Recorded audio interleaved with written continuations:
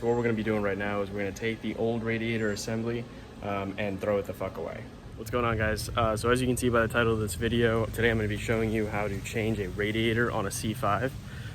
So we got my baby over here, got the Z over there, but we're actually gonna be working on the red one today.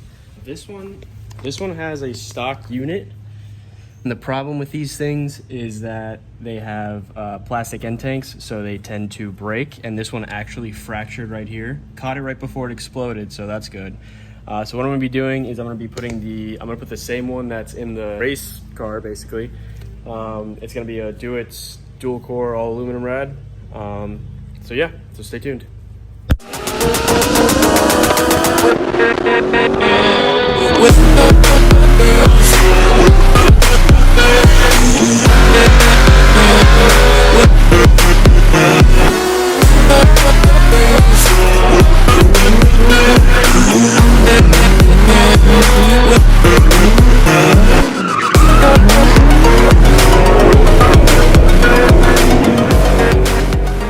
Alright, so basically to switch it out, it's going to be really easy. I just did like the first few steps.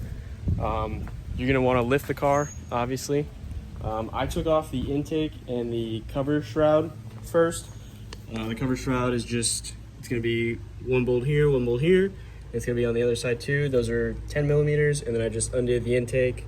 And then basically what you're going to want to do here, the second step is going to be to drain it. So I have everything set up right here, and you'll see right now I'm going to let off some pressure by opening the system, and you'll see how it starts flowing.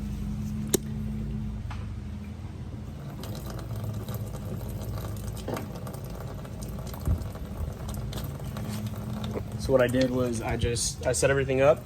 I undid the screw tap that's on the actual radiator, the drain plug I mean.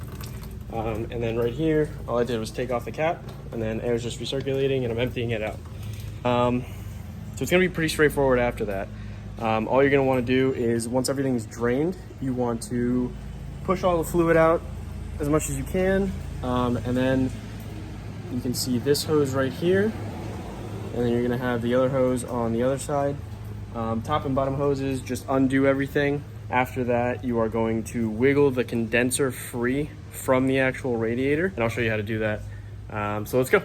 So before we get started on that, I'm just gonna let this thing drain. So once you undo the drain plug on the radiator, you're just gonna want to set the actual collector pin under it, and then remove the radiator cap, which isn't really the radiator cap, it's like the coolant overflow tank cap. You're gonna wanna release that and then let the air travel through it just to like clear it out. And then once it's drained, you're gonna start disconnecting all the hoses from the actual radiator, which are basically just 3 hoses. You got actually 4. Depending on your model, you might have an engine oil cooler or a transmission cooler. This one has neither of them. It's a 2001. It was not an option. So basically, I'm just going to be removing the top one, the 2 side ones, and then there's one on the middle. And once you remove that, you're going to want to separate the actual radiator from the condenser, and then pull it out with the fans. Sometimes it's easier to take the fans out first. Sometimes you can just pull it out all together. I guess we'll see when we get there. All right, so I got all the liquid out. What I'm going to be doing right now is removing the clamps on the hoses to actually separate them from the actual radiator. And then it's just going to make removing the radiator and the fans that much easier. All right, so now you can see that we removed the top hoses and removed the bottom ones as well. What I'm going to do now is I'm going to flex the condenser shroud forward a little bit, and I'm going to actually pull the entire unit out with the fans. All right, what's up guys? Now you can see it's a different day.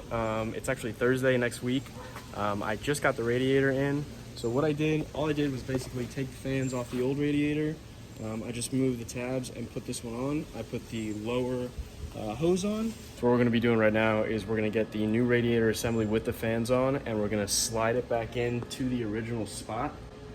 And then I'm just gonna hook up the radiator hose and the harness for the fans, and I'll check back with you guys. All right guys, she's in. Basically what I did was I slid the radiator down the same way that it was, but I actually made it easier on myself. I removed the 4 13 millimeter bolts that are holding in the sway bar, and I just really undid it really quick just to like let it hang a little bit, and it makes it so much easier. All right, so now that we have the radiator in, we have the fans connected, we have the harness connected to the fans, All the lines are connected to the water pump, the upper radiator hose, lower radiator hose, everything's hooked up. Right now what we're gonna do is we're gonna fill it up with coolant.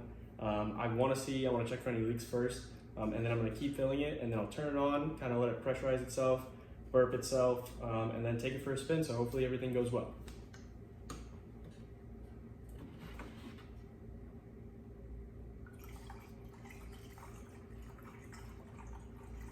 All right, so I just put one in. I'm gonna get under the car, see if there's any leaks anywhere, kind of move the liquid around. And if there's nothing wrong with it, I'm gonna keep filling it up, and I'll check back as soon as I'm done. All right, guys, so I went ahead and filled it up with as much coolant as it could take. It's a self-pressurizing system, so basically I just open it up to burp it just in case, but it should be all ready by itself. It's been running for some time now. I just wanna get it up to operating temperature, and then I'm gonna take it for a spin. So I've just been letting it sit for a little bit and get to operating temperature. And I'm sitting here with the AC on just to recirculate all the coolant through the heater core and everything. Thermostat's already opened up, the fans work, everything works as it should. And the temperature just doesn't move from 198 standing still. So right now I'm gonna take it for a spin and report back. So I just came back from the test drive, everything's perfect. The temperature doesn't even move from 196. Maybe if you're standing still, it stays at like 198, which is perfect. So overall, that was pretty successful. If you guys have any questions on anything regarding the C5 or the ZL1, please let me know. Comment down on this video. Other than that, thanks for watching. Please like and subscribe this video so I can pump out more stuff, and stay tuned. Thank you so much for watching. Bye, guys.